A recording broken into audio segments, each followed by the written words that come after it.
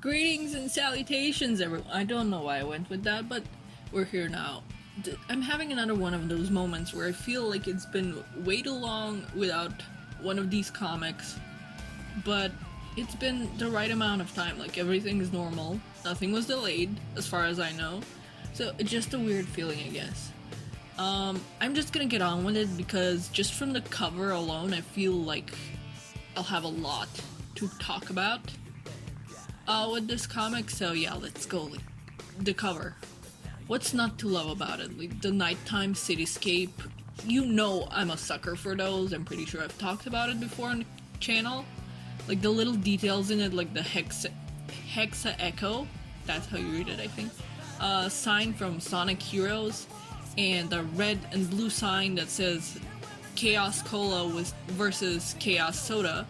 I guess even in the Sonic universe you can't escape from soda companies having wars, and I guess it's also a jab at people having silly fights over whether the collective word for fizzy drinks would be soda or cola. There's also a pop somewhere in there, but it's not as popular, I think, but personally I call them sodas, but you know.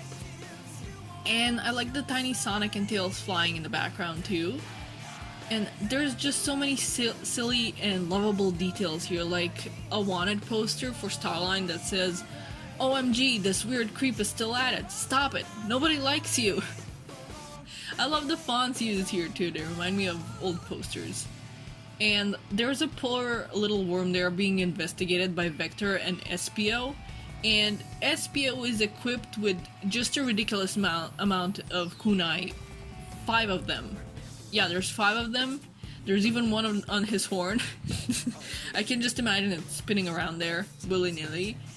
Well, poor Charmy has bonked himself with a rock from his own slingshot. And, of course, the skunk bros are sneaking around in the background. And there's a little speech bubble with a devil face in there, which I love. I remember John Gray would do those kind of expression speech bubbles back when he worked on Archie Sonic, and personally I was always fond of them, so it's nice to see one of them from him again.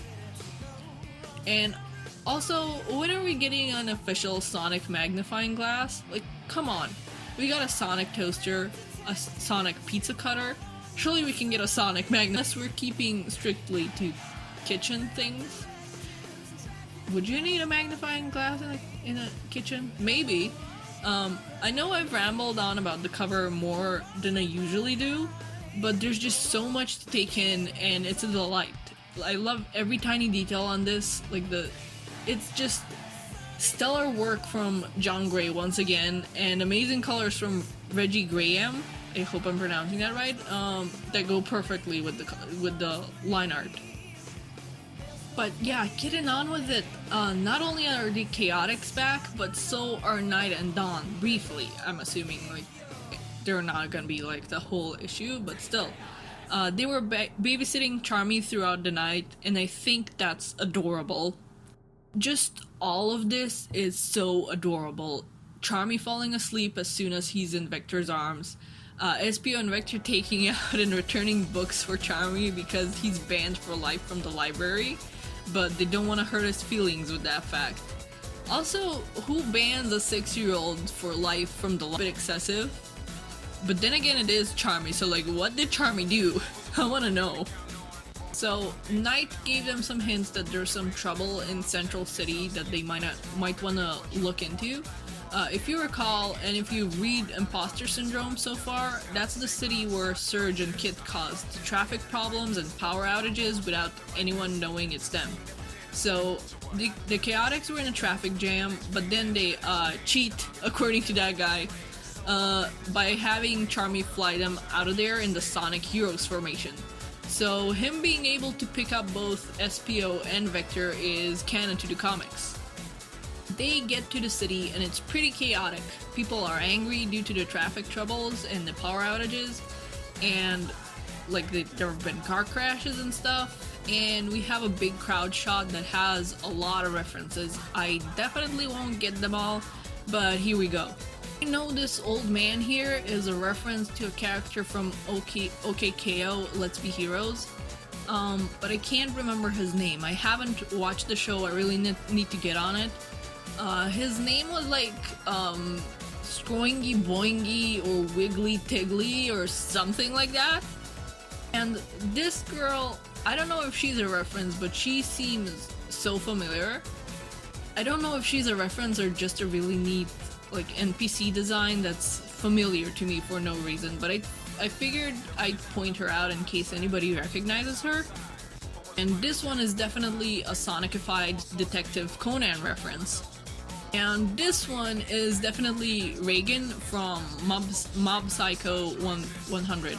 I need to finish that show.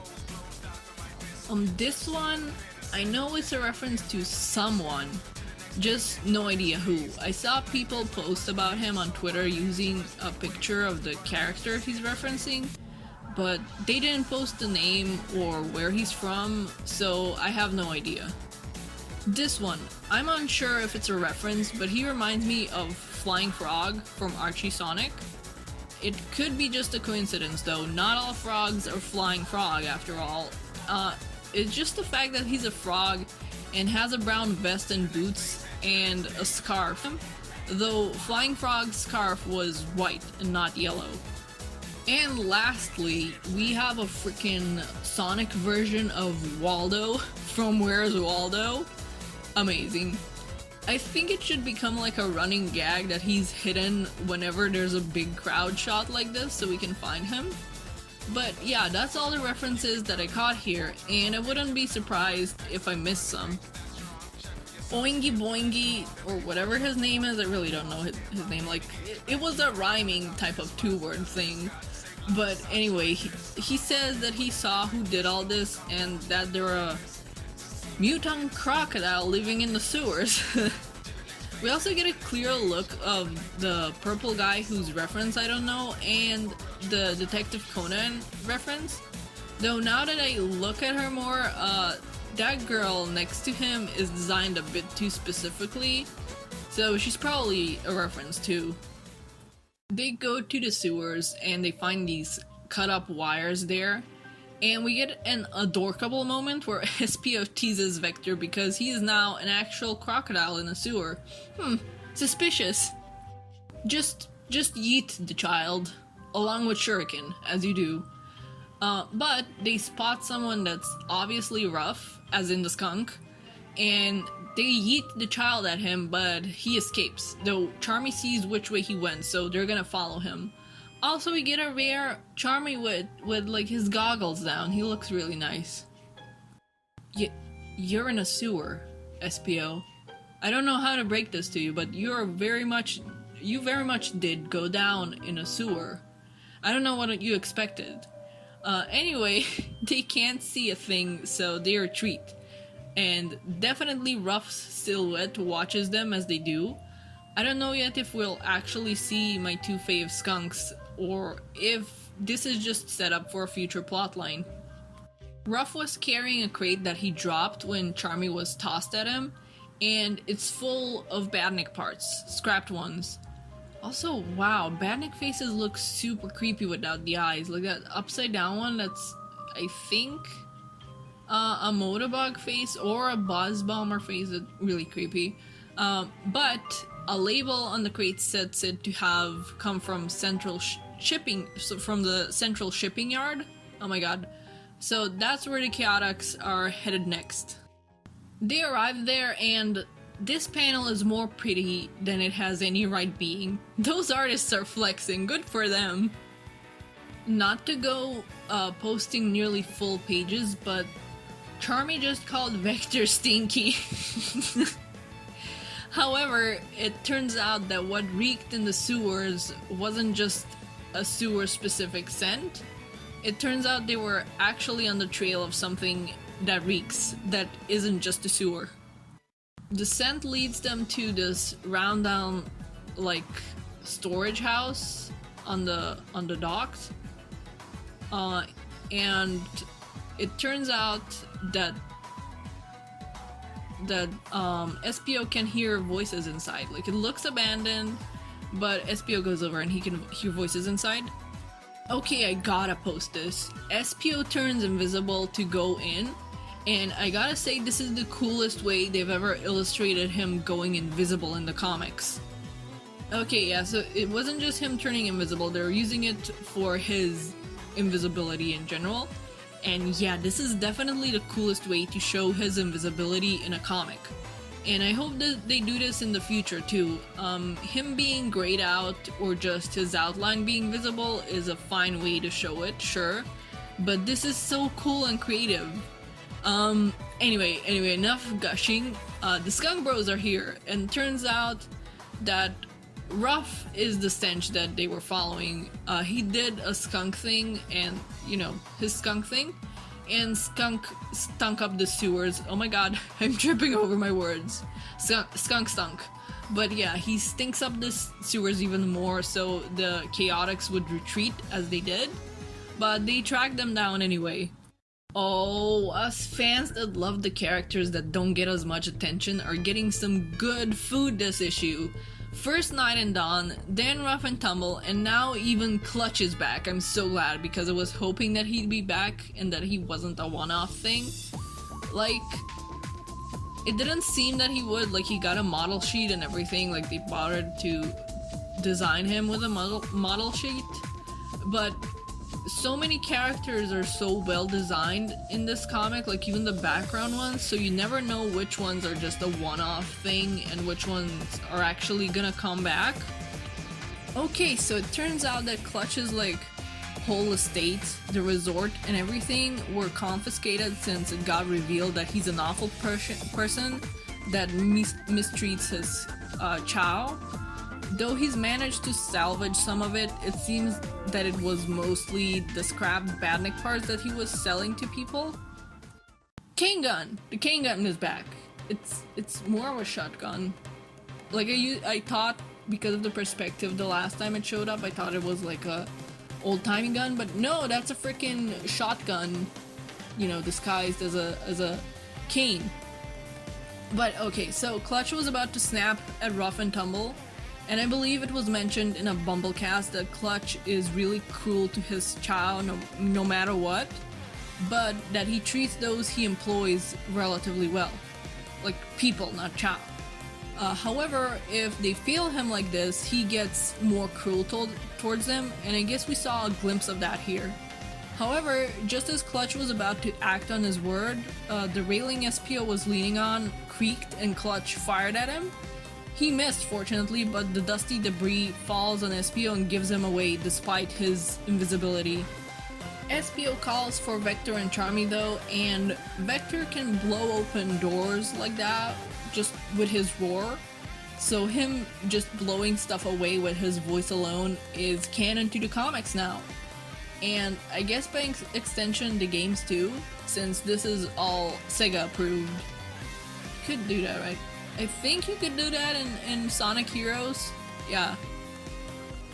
Okay, so yeah, full disclosure, I'm only posting this panel because it's been so long since we've seen the Skunk Bros and had them do one of their rhymes. I missed them. Oh my god. Vector starts rhyming right back at them, and he almost said, but. He almost said but. Grass! Yeah, that's what he almost said, yeah. Kick grass! Yeah. Let's go with that. But I love this, it's so funny. Rough and Tumble have met their rhyming match. Clutch is trying to sneak away while everyone's busy, but what he should have been doing is listening to Vector rap about how dangerous SPO is and how he could appear from anywhere. Because he does, and he threatens Clutch with a kunai right at the neck. Honestly, it's a nice reminder that SPO doesn't mess around. He has several lines in the games where he's talking about wanting to kill evil dudes. Like there's the one in Sonic Heroes where he's like, he says something like, "You're going to die, Eggman," and that's not even the first and only one in that game where he says something like that. Violence! Tumble punching Vector and insulting his rhyme, so really, it's a physical punch and it's just an emotional punch. And Charmy is just stinging Ruff right in the head. Ow! It comes to a stop though because SPO has figured out that even though Clutch and the Skunks are bad guys, they didn't cause the mess in Central City and that they aren't their target. Vector has no idea who Clutch is, so Clutch laments that once upon a time his reputation would have preceded him, and he goes into this monologue about how he was content enjoying his retirement in White Park with his chow races, but how getting everything thrashed and confiscated from him was a wake-up call. And it seems like he used to be a big shot back in his days, and now he wants to rebuild his empire and recapture that glory. Mess with a whole new generation of heroes, and selling weapons is where he's starting. And hopefully this means that we'll see more of Clutch in the future, like more often. I feel like the fandom will have a field day with this, honestly. Making OCs that used to be heroes before Sonic and Co. and fighting Clutch and stuff, it seems fun. Vector though happily demonstrates just what this new generation of heroes is capable of. He hits the ground real hard and smashes the floor, sending all those crates and scrap down into the water below, effectively leaving Clutch without the little possessions he had managed to salvage and without like stuff and weapons to sell to people. They didn't plan to let Clutch and the Skunks go, but Clutch steals a couple of SPO's smoke bombs and makes an escape. I have a bit of a nitpick actually now that I've seen more of Clutch in this issue. I wish he was drawn how he was in his first appearance, with a fuller muzzle with fangs poking out from each side and with a bigger nose. I just preferred how unique he looked that way when it came to his muzzle. I think Sonic is kind of lacking nowadays when it comes to characters with unique muzzles, like they're all kind of samey. So I wish he was how he was in his original appearance and in his model sheet. So yeah, I hope this is just a different artist kind of thing, and that it's not like Sega being like, oh, he's too unique muzzle, make it more like Sonic's or something.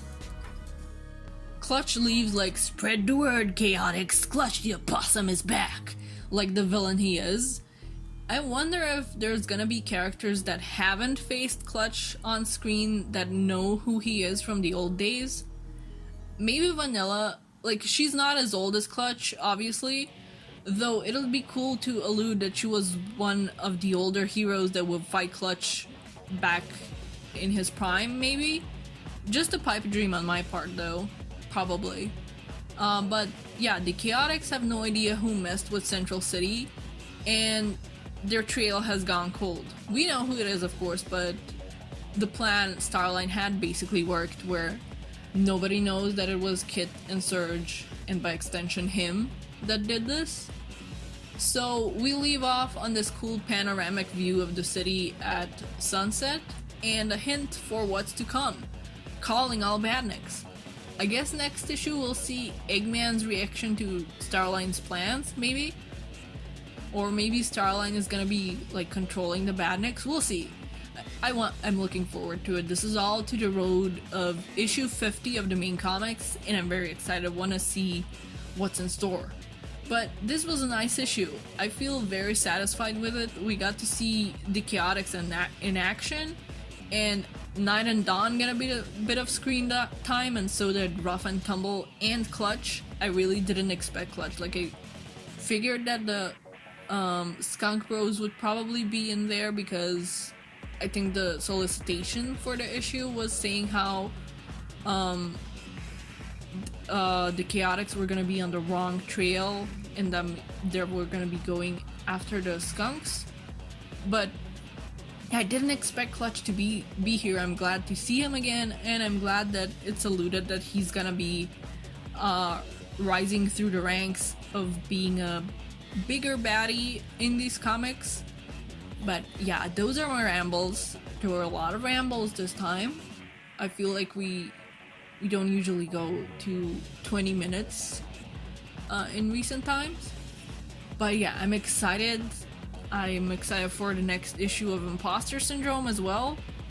And for issue number 50, of course, like this is all leading up to it. So, yeah, that'll be it. See you when I see ya. Bye bye.